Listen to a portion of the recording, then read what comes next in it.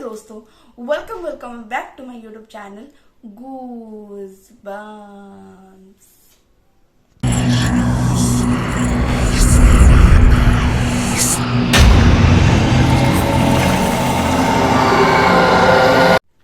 दोस्तों, आज हम एक बहुत ही ज़्यादा डरावना और सच्ची कहानी के बारे में जानने वाले हैं। आज की ये जो कहानी है वो प्रतीक मिश्रा नाम के एक लड़के के ऊपर आधारित है। उसके साथ बीती एक सच्ची घटना है, सच्ची भूतिया कहानी है। तो चलिए बिना किसी देरी किए आज की ये कहानी शुरू करते हैं। मेरा नाम प्रतीक मिश्रा है। मैं वेस्ट बंगाल में एक छोटे से गांव में रहता हूँ। मैं इंजीनियरिंग का अभ्यास कर रहा हूँ। उसके साथ साथ मैं एक सोलो बाइक राइडर भी हूँ। अक्सर मैं ऐसे छुट्टियों में बाइक को लेके लॉन्ग ड्राइव पे चला जाता हूँ। आज मैं आपको मेरे साथ घटी एक सच्ची और एक ऐसी भूतिया घटना के बारे में बताने जा रहा हूँ जिसे सुन के आप भी डर जाओगे और जिसके बारे में मैं आज भी सोचता हूँ तो मेरा रूह कांपने लगता है। एक दिन की बात है, छुट्टियों की ही बात है कि मैं सोचता हूँ कि चलो आज हम थोड़ा लॉन्ग ड्राइव पे चलते हैं। और सफ़र कुछ 3 दिन का था और मुझे कोलकाता जाना था, इसीलिए मैं होटल भी बुक कर चुका था पहले से। शाम का वक्त था और मैं अपने बाइक को लेकर निकल गया कोलकाता की ओर। रास्ते में मुझे बहुत ज़ोर से भूख लगी, तो मैं रास्ते में गाड़ी को पार्क करके रास्ते के साइड में गाड़ी को पार्क करके एक छोटे से नाश्ते वाले के पास कुछ खाने चला गया। वहाँ पर मैं 2 वड़ा पाव खाया और एक ग्लास चाय पी। उसके बाद मैं फिर से अपनी ट्रैवलिंग की शुरुआत कर दी।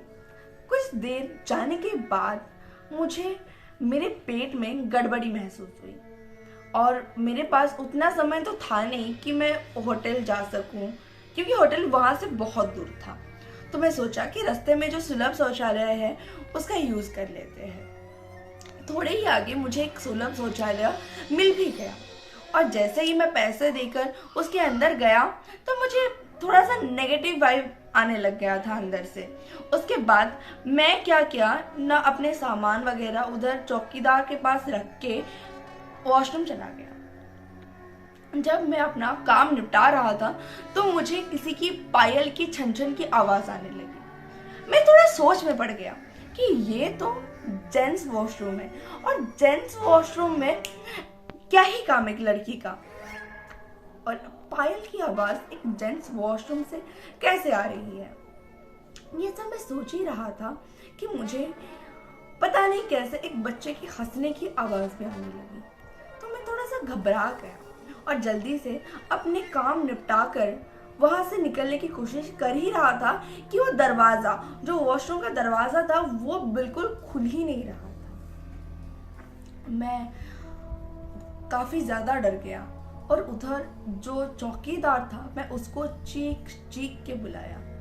तो चौकीदार जब वहाँ पर आया तो वो बताया कि दरवाज़ा तो बाहर से बंद नहीं है, शायद अंदर ही कहीं पर अटक गया होगा। आप एक काम करिए, जोर से धक्का दीजिए अंदर से ताकि वो दरवाज़ा खुल जाए। मैं अंदर से धक्का देने लग गया उसको और ऐसे 1-2 मिनट के बाद वो दरवाज़ा खुल गया। अब मैं उधर से निकलने ही वाला था कि मेरे पेट में फिर से गड़बड़ी होना शुरू हो गई। अब मैं डर गया था क्योंकि मुझे फिर से वो हॉन्टेड वॉशरूम में नहीं जाना था, पर उस टाइम पर मेरे पास कोई ऑप्शन भी नहीं था। मैं सोचा कि कोई नहीं, चलो काम जल्दी से निपटा कर मैं होटल की तरफ निकल लूँगा। तो मैं फिर से वो वॉशरूम में गया। इस बार मुझे किसी औरत की जोर से हंसने की आवाज़ आने लगी। मैं काफ़ी ज़्यादा डर गया था, बट मैं उठ ही नहीं पा रहा था। मुझे लग रहा था जैसे कि कोई आके मेरे ऊपर बैठा है। एक अजीब सा वजन मेरे कंधों पर मेरे को महसूस होने लगा। मैं तुरंत ही बाहर निकलने की कोशिश कर ही रहा था कि मैं देखा जो शौचालय का दरवाज़ा है वो बंद है और उसमें अजीब से कुछ जैसे कि कीड़े मकोड़े लगे हुए हैं। ये देख के मैं डर गया और वो दरवाजा भी आसानी से खुल नहीं रहा था, तो मैं डर के मारे जोर जोर से रोने लग गया।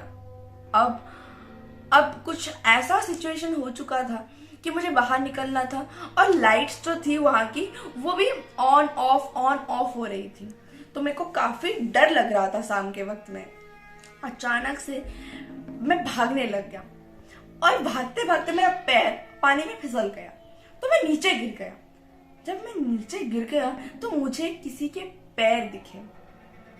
जी हाँ, और मैं पैर को देख के जैसे ऐसा ऊपर देखने लगा तो मुझे एक लेडी दिखी जिसका पूरा चेहरा जला हुआ था और वो ब्लैक कलर की साड़ी पहनी हुई थी और काफी डरावनी दिख रही थी, बहुत ज्यादा डरावनी दिख रही थी। वो देख के मैं जोर जोर से चिल्लाने लगा, बचाओ बचाओ, कोई है, मुझे यहाँ से बाहर निकालो। बट मेरी चीख शायद ही कोई सुन रहा था।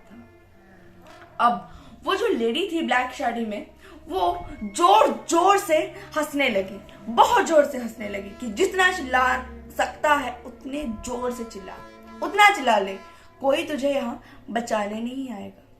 मैं बहुत ज्यादा डर चुका था। मुझे लगा कि आज तो आखिरी दिन है मेरा, अब मैं जिंदा नहीं रहने वाली हूँ, नहीं रहने वाला हूँ। ये जो लेडी है वो मुझे मार ही डालेगी। बट मेरी नसीब शायद कुछ ज्यादा ही अच्छी थी।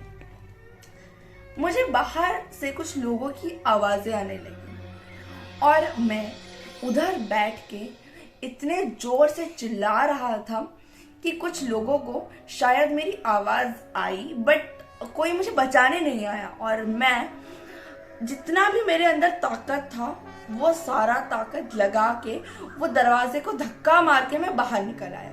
मैं ऐसे हाँफते हुए और इस हालत में बाहर निकला था कि लोगों को लगा शायद मैं कोई पागल हूँ या फिर कोई सही आदमी नहीं हूँ। तो उनमें से एक जो आदमी था मेरे पास आके मेरे को पूछा कि आप अंदर क्या कर रहे थे। मैं उसको सारा कुछ बताया। मैं उसको बताया कि वो मेरे को पेट में गड़बड़ी हो गई थी तो मैं सुलभ शौचालय गया था। तो उस आदमी ने उधर मेरे को बताया कि कौन सी सुलभ शौचालय की बात आप कर रहे हैं, इधर तो कोई सुलभ शौचालय नहीं है। तो मैं तुरंत ही पीछे मुड़ के देखा तो मैं शॉक्ड हो गया, मैं पूरा चौंक गया। पर कोई सुलभ शौचालय था ही नहीं, उधर तो सिर्फ एक खंडर सा मकान था जो कि शायद ही बहुत सालों से बंद है। ये देखकर मैं काफी ज्यादा डर गया और मैं तुरंत ही अपने बाइक को लेकर उस जगह से निकल गया। उसके बाद से मैं काफी दिन तक बुखार मेरे को हुआ और मैं बेड पे पड़ा रहा। फिर भगवान का पूजा पाठ डेली हनुमान चालीसा करने के बाद कुछ दिन बाद 5-6 दिन के बाद मैं सही हो गया। बट आज भी जब मैं उस शाम की बात या फिर जो शाम को मेरे साथ घटना घटी थी सुलभ शौचालय वाली, जब भी सोचता हूँ तो मेरे रोंगटे खड़े हो जाते हैं। मैं आज भी डर जाता हूँ, सहम जाता हूँ। आई होप आपको आज का ये वीडियो पसंद आया होगा। अगर पसंद आया है तो प्लीज़ चैनल को सब्सक्राइब करिए, वीडियो को लाइक करिए और कमेंट करिए। Thanks for watching.